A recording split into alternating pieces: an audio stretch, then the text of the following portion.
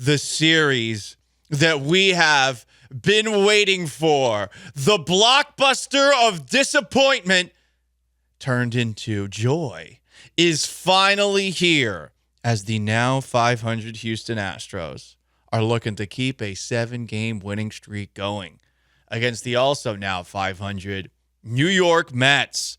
3 games in New York.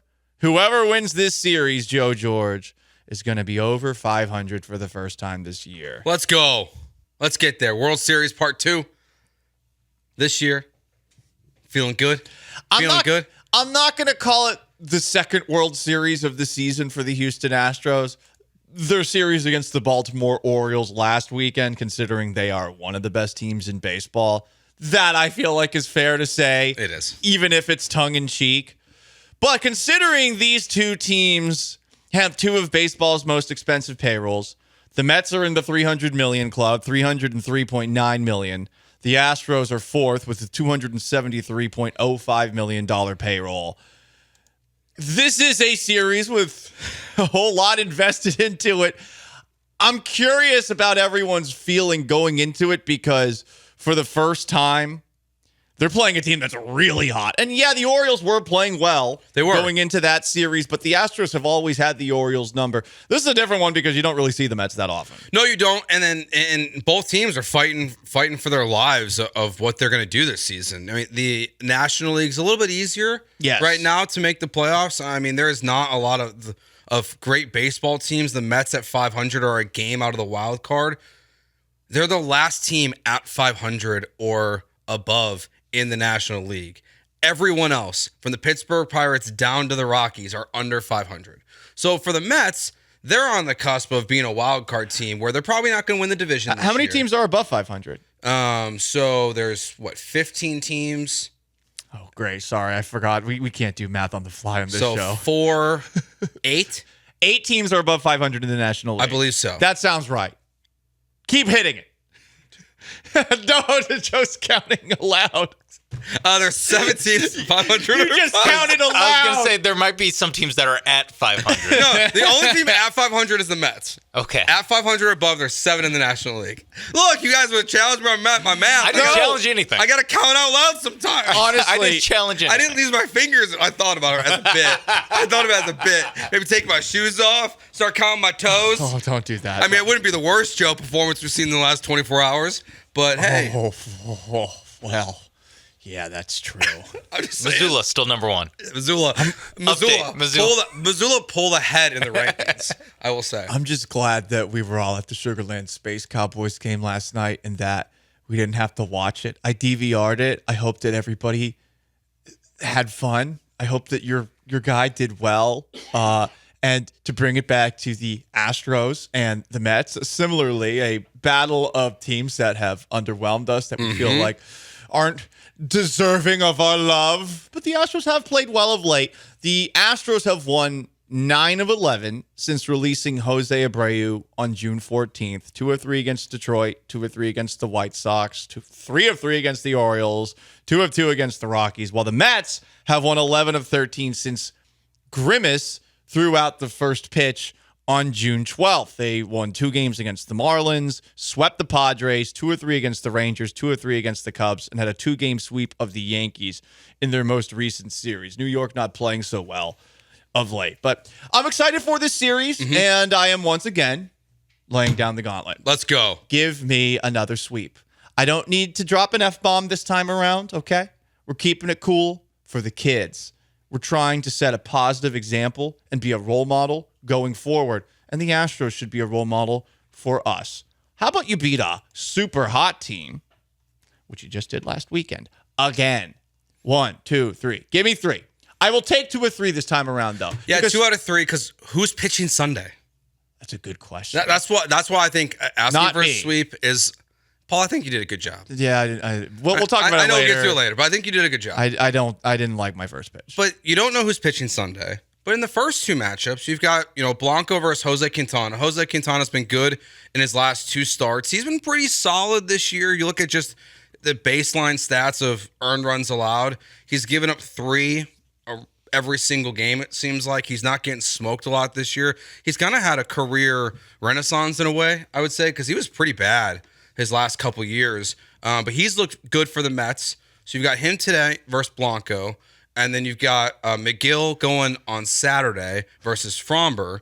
So that's where I'd say you have the pitching matchup, the edge in both of those. You should, especially with what you just saw from Fromber in particular, but also from Ronel Blanco. Yeah, throughout the entire season, he's been awesome. So Sunday, okay, throw somebody out there. We'll see what happens. And it's interesting that we are here Friday. It's noon, and that has not been determined. I think the first pitch tonight is at 6, so we'll probably figure out who's pitching Sunday, I would hope, in the middle of today's show at some point. Yeah, they will either... I'm really fascinated what they're going to do, because if they were going to go with the Dubin route, I think they just would have committed to it by now and just told us that Dubin's going to be the guy.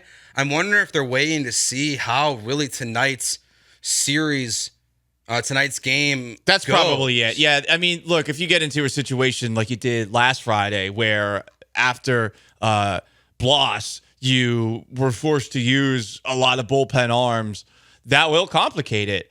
That game did get out of hand. I mean, they're very, very fortunate that Blanco and Fromber answered the call the next 2 games, because Friday should have been a blowout and it became nut hugging time at the very end of that one. Yeah, it would be huge if you can and kind of flip that here, where Blanco and Fromber give you 7 the next 2 days, and then you can go into Sunday and you can handle it however you really want. Now, you don't have an off day. You go right to Toronto on Monday, and you got to take them on with Hunter Brown on the mound. But they got a lot of options. But if they're going to go the Sugarland Space Cowboy route and bring someone up, you kind of got to make that decision tonight. They got to fly to New York. So Yeah. if they don't have someone on a plane, I mean, I guess it sounds like the guy who we saw, Beluba, I think is how you say his name. Oh, yeah. I mean, there's a guy in the Sugarland Space Cowboys. Shout out to them for hosting us last night for ESPN 97.5 Listener Night, and shout out to everybody who came out and hung out with us. It was a great time. They have a guy who's number 69, and his last name is Beluba. Now, I mean, we're children, so Blue Ball looks like other things. Mm-hmm. And number 69 is funny. Yes. Because we're children as well. But he pitched last night, so he's not an option. He's not an option. Give me Forrest Whitley. I'm going to call my shot. Give me Forrest Whitley. Honestly, it would be fun. On Sunday. It would be fun. Even if you can only go 2 innings, opener Forrest Whitley, do it. Give me Forrest Whitley, but only if the Astros win the first 2 games. Yeah. Oh, so if it's not Forrest Whitley, so if they win one, if they're 1-1, they got to just keep it to the bullpen game, most likely. Yeah, I think so. But if they're 2-0 and they've already won the series, Forrest Whitley's fun if you've won the first 2 games. it is fun. It's a good story if he's out there. Maybe he's a trade chip, for the New York Mets. If you ever want to trade for Pete Alonso, something like that, little show off on Sunday. Say, hey, showcase, a little Forrest Whitley showcase on Sunday to say, hey, we want Pete Alonso, Forrest Whitley, straight up. But that's only if you've already won the last 2 games or the first 2 games, because that's when you can get cute. Yeah. If you can't get cute, Forrest Whitley, enjoy Sugarland. I was kind of hoping that he was going to pitch last night, but I mean, he might have. I left a little early. Do you think it kind of gave you Blue Ball? Ha. AJ Blue Ball? Funny. Thank you for Starting that. pitcher for last night. We keep on having to clarify that probably the rest of the show, but I like that. Shout out to Blue Ball, and shout out to the catcher who caught my first pitch. Do you know who caught your first pitch? I do know who caught my first pitch, but again, I'm bad with names, so let me look it up really quickly because I actually have to tweet it out. But Luke Berryhill. Luke Berryhill was awesome. So, the singer. No. Yes. Is he a singer too? He is a singer. He is a catcher/singer. Yeah. Catcher/singer. He is a country singer. He's a country singer? Yes, he is. No way. Yes. Oh, we might have to hear some of his music. Yeah, over the he course of is. the show. Source. I don't know if I'm going to get in trouble for this one. Sources tell me that Luke Berryhill followed a ESPN 97.5 employee on Instagram last night. Oh. One of the ladies. Oh. Yes. Interesting. Sources tell me. Sorry to put you on blast there, Luke, but that did happen. Listen, what's wrong with following It's somebody not else? crime. If you meet somebody, they become a friend. Yeah, you just don't DM them and say, miss you, like the one kid did from East River. But hang on. You can't, Joe. What you just said made it seem like Luke Berryhill just did that. Luke, I said he didn't do it. Okay, but the way that you said it, you made it seem like he just did the same thing. Okay, so inside baseball. This is the problem. You're doing too much inside baseball here. I'm going to explain it. Okay.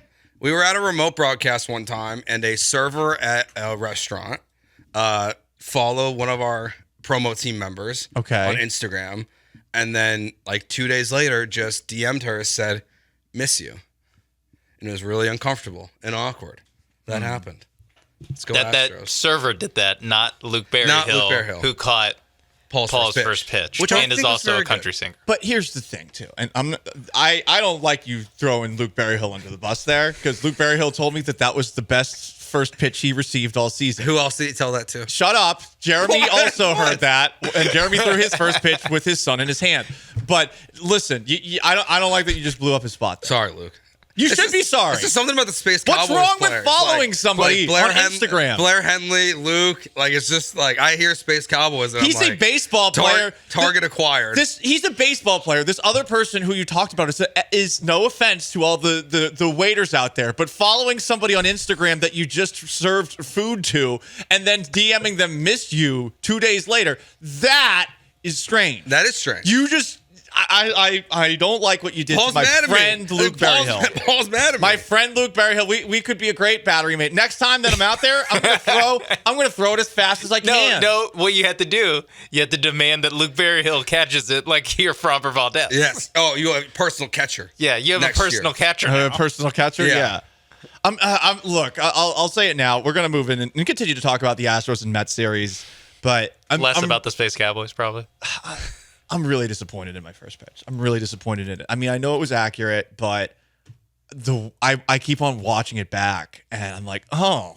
I look, and I hate to throw ladies under the bus here, but I look like I'm throwing it like a girl. See, he's not even saying anything to that. He knows that's correct. I did not step into it. I have thrown baseballs fast before, not anywhere close to professional league, or probably would be low speed for a high school too, at least good high schools.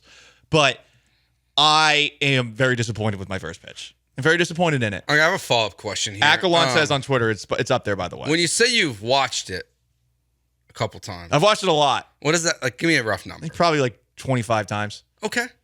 Yeah. I was expecting there to be a higher number than that, so I think 25 is Well, I'm trying to stop watching it because my therapist tells me you need to stop beating yourself up over very small things that no one else cares about. But guess what? You're on the Paul Gallant show with Joe George. I was like,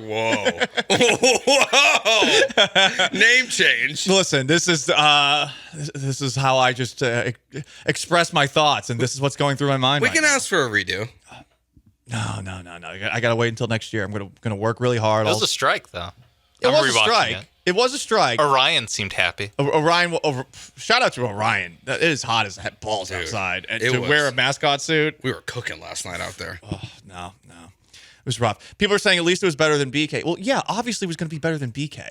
I was a great high school football player at the lowest level of high school football in Florida. So obviously it was going to be a good pitch. Like as far as accuracy, but it looks terrible. Anyway, sorry. No one cares about this. Let's go on and George. ESPN 97.5 and 92.5. The Astros are on a roll since getting rid of Jose Abreu. They've won 9 of 11. The Mets, as I said before, have won 11 of 13 since Grimace, the McDonald's mascot, threw out the first pitch on June 12th. Coming up next, what is Grimace? We need to figure this out. I am very confused by Grimace's existence and the fact that all of New York is leaning into this now that the Mets are good for a brief moment in time. The Mets have been red hot. They'll play the Astros this weekend in Queens since Grimace, the McDonald's mascot, threw out the first pitch. And there's been a lot of conversation, Joe, about last night's debate. I don't understand why no one was talking about this moment that happened during the debate. I don't know how you do it. I put together some really impressive deals. But this thing you've pulled off, it's amazing. A big and tasty for just $1? How do you do it? What's your secret? There's Grimace. Blinked twice. Got a buck? You're in luck. Because you can get a delicious Beefy Big and Tasty, a McChicken sandwich, and lots of your other favorites on McDonald's Dollar Menu every day. Together, Grimace, we could own this town. I mean, you used to be able to afford that. before inflation and stuff. Yeah, the dollar menu doesn't really exist anymore. It's like the $1.50 menu, you know. Yeah, you can't change it from the dollar menu. But I think they still brand it the dollar menu. Is it still the dollar menu and it's $2.50? I know Taco Bell's like that. Some things are like $2, but it's still the dollar menu. Yeah. Taco Bell's like that too. They say it's a dollar menu. It's not. It's false advertising. Us fats don't want to spend a lot of money, okay? Hey, don't say that about yourself. You called me fat this week. No, you said that players are soft, and I said you shouldn't be able to call someone soft if your belly looks soft. That's calling me fat. No, that's not. Semantics. That's talking around it. You look fat. It's talking around it. Mm-hmm. So Grimace, for those who don't know, is a McDonald's mascot and has become the unofficial mascot of the New York Mets to the point where the Empire State Building, arguably the biggest frontrunner building in American history, number one, it changed its color to purple this week. In honor of Houston? No, not in honor of Houston on June 27th, and not even in honor of Gay Pride Month. It did it to pander to a corporate overlord, McDonald's, and Grimace who knows what the hell it is. Grimace is this big purple blob. For those who don't know, that's a McDonald's mascot. I guess he was invented in 1971 per Roy T. Burgle Jr., the McDonald's vice president of advertising back in the day. The original Grimace was scaly, mean-looking, had 4 arms and no charm whatsoever. Evil Grimace was inadvertently scaring away young customers, so they changed him to a soft, plush, 2-armed blob of a sweetheart who only wanted McDonald's milkshakes and to hang out with Ronald. Okay. Sounds like a real winner. Yeah, he's a follower, not a leader, very clearly. This is a beta or delta male, for sure. This article says from today.com, says, and Eric the driver texted this in too, I believe, he is the embodiment of a milkshake. Isn't that just a milkshake then? I guess because he doesn't have there's no cup. Why is he purple? There's a purple milkshake. But it's the Grimace milkshake is the purple. But the Grimace milkshake came out much later. Yes, the Grimace milkshake actually came out last year for his 52nd anniversary, and it went viral as a trend where people made horror movies on TikTok mocking the effects of drinking the milkshake. So they would show people drinking the Grimace milkshake, be like, ha ha ha, and then they would show them like dead in a subway station with like purple goo coming out of their nose. What's the McDonald's documentary that everyone knows? Super Size Me? Super Size Me? Yes. Is he a chicken nugget? Because at one point we see how chicken nuggets are made. It's like that pink, purplish goo. Oh, ew. Is that what Grimace is? Grimace? Don't ruin chicken nuggets too at McDonald's. I don't think they were doing that in the 70s. Oh boy. You think there's real chicken in the 70s? Yes. Okay. It's always been real chicken. We love to see you smile. I'm loving it. Whether he's a taste bud, a milkshake, or just your favorite purple blob. A taste bud? The best part about Grimace is that he means different things to different people. Whatever he is, we're just proud our bestie makes people happy. I mean, so he's not. It doesn't matter it's what he stands for is what matters. So for us, he stands for lean. I was gonna say Mets wins, but Mets wins is what he stands for. Yeah, blob is somehow the one I'm most okay with. I don't like him being a milkshake because, again, purple. Also, not a milkshake. He's a blob. Taste bud. What? That's a weird one. What are we even talking about? In 1977, Grimace got a family member incorporated.